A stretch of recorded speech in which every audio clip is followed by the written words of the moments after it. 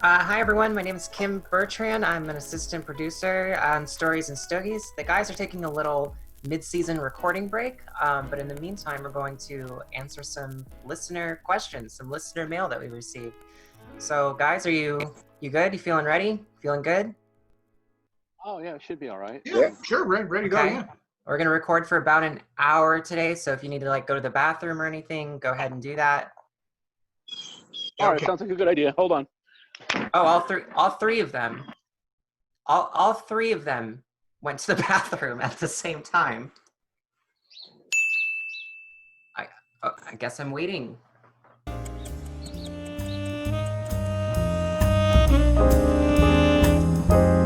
Mark, you were the first back. Yeah, quick pee. Yeah, Ken may be gone for a while. Oh, there he is. There we go. Everyone's settled. I should be okay for. I think so. It's not going to be more than an hour, right? An hour's all. So how are you guys feeling on your break? Are you enjoying your break? Yeah. I mean, it's good to have a break. Yeah. What are you guys up to? How are you distracting yourselves? Well, This is it. This is the. Hey, some shameless cigars self-promotion. on the porch. I published my novel. That's what I did during the break. You did. I bought that novel. I've gone through 5 chapters. Oh, that was you that bought it? Thanks, Ken. We do. I would have read further, but I had to wipe. Oh. Well, Hi. I'm just glad. Hey, I'm just glad he put those little pop-up pictures in there. You know. I got to know my audience, man. So, You guys want to answer some questions from listeners? I mean, we've got 4 questions here. We'll get through as many as we can. Okay. that's dangerous. We don't know the questions. That No, yeah, they have no idea what these questions are. Okay, this one says, do you have any hobbies, weird collections, basically anything embarrassing about any embarrassing hobbies is what it says. Ken, watch out. Ken. I have all 6 seasons of Reba on DVD. That's Yeah. not No, embarrassing. keep going. I have Hot in Cleveland on DVD. I have Roseanne, the entire series of Roseanne on DVD. Have you noticed the trend here? He likes to watch old women. Ken's a I watch too queen. much TV. True, that's I true. have the entire Adam and Eve catalog on DVD. That fit on one DVD, Ken, or was that a whole series? It will in here it is. Don't you just have to buy one and you get 10 DVDs free from Adam and Eve or something like that? Interesting that you know that. You have to put in the sales code. You have to put in the special code to get those. I bet you have those written down in your password book. Oh yeah. This started so innocently with Reba. How do we get to porn? We got to porn in 30 seconds. Ken. It's Ken. It depends You what you heard think it about watching Reba. When you watch, you can watch Reba. Okay. And then Mark, what your hobbies are not quite as dramatic. I mean, I haven't done it in a while, but I have a pretty good collection of Mad magazines going back to the 1950s. So that's pretty cool. Are they originals or are they folded? The originals, yeah. I got it was originally, not to go too deep into, it was originally a comic book before they made it the magazine.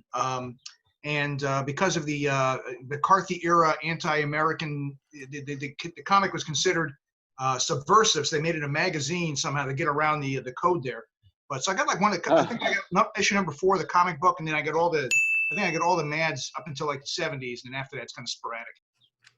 Mark, someone told me that you also play mandolin. Is that true? I do. Yeah, that's what my tattoo is. Oh my God, it's right there. Oh my gosh, it's beautiful.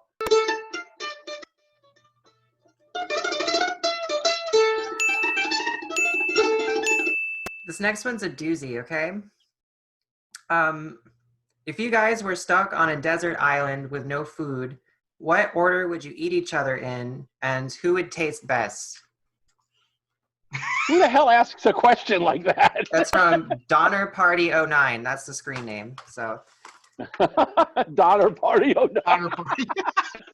Well, Came Well, how do answer this without even being insulting to you, Irwin. It just sounds terrible. Yeah, I mean, Irwin would make the biggest flame so we could get rescued. And, probably he would taste best, I think. Yeah, he's a vegan, so it's probably healthier. Well, he's a vegan. Yeah, that's the right. less calories. He's grain fed. I mean, that's a good thing, right?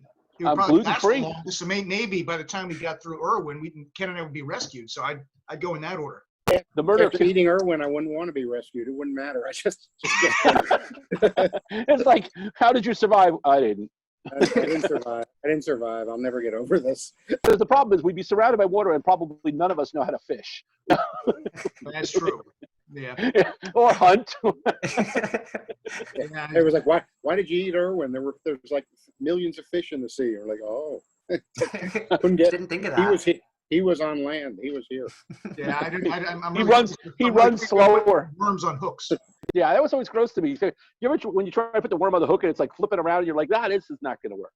Oh, the worst was crickets. I went fishing with friends of mine, several of my college buddies. We went down a river in canoes, and one guy had a basket of crickets. And we had to stick live crickets on. Oh no. Yeah. Yuck. Poor babies. How do you? Yeah. Oh no.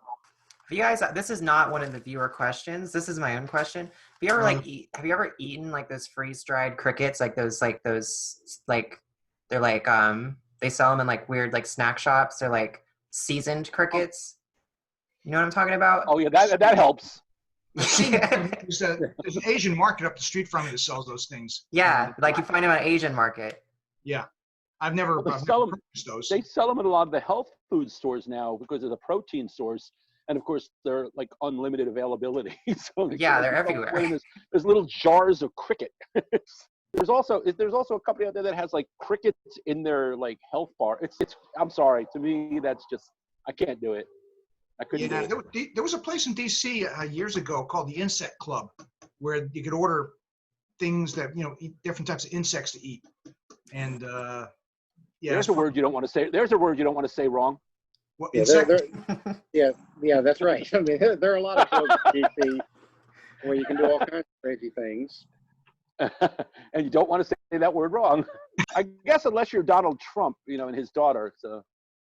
Or if you're close to the West Virginia border. Yeah. Yeah, that's true. That's true. West Virginia. Yeah, Mark, you can play Deliverance on the mandolin, right?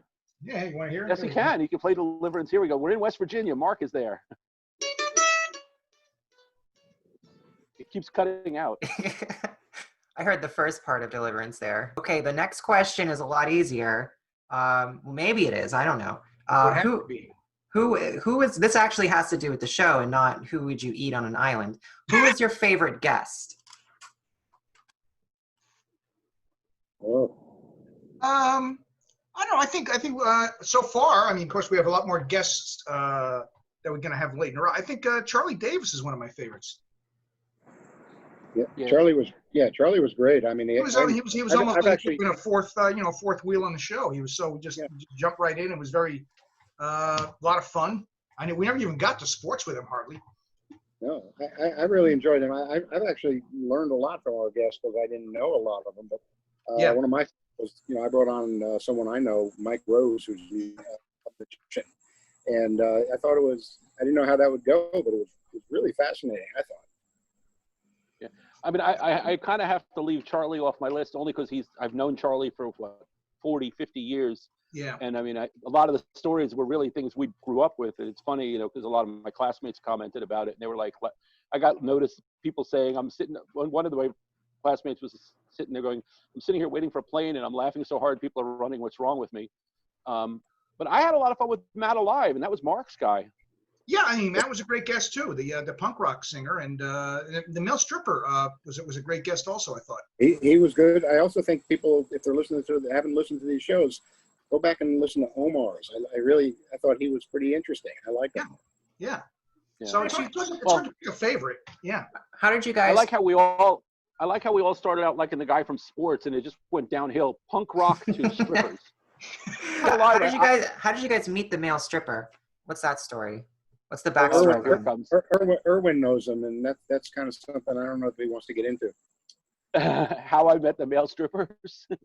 Well, I run a company and I produce a lot of different types of shows, and it's an alternative entertainment company. So comedy is the core, and one of the things we produce are male reviews or male dancers. And I spent 3 months looking up all these different male stripper groups. And of course, it's a very weird thing to be sitting at your computer with a bunch of naked men in front of you, and your kids are walking by really questioning their parent, you know? It's research, kids, research. It's research, yeah. I'm looking at naked men. No, wait. I'm looking for naked men. Oh, that's not working. Okay, kids, I'm gay. I don't know what else to say to you, you know? I need to decide which naked men are the best dancers. Yeah. And of course, the way it all started was because my wife went to a club and saw a male stripper who just like, she thought was like unbelievably hot. So then one day I'm sitting there going, you know, we should make money doing this. Why don't you get in touch with him? And she's like, what? So my wife is out there strolling for male strippers to help me put together shows to put in venues. So, you know, here she is making propositions to these, you know, naked guys. Hey, you're a really good dancer. Would you like to join our troupe?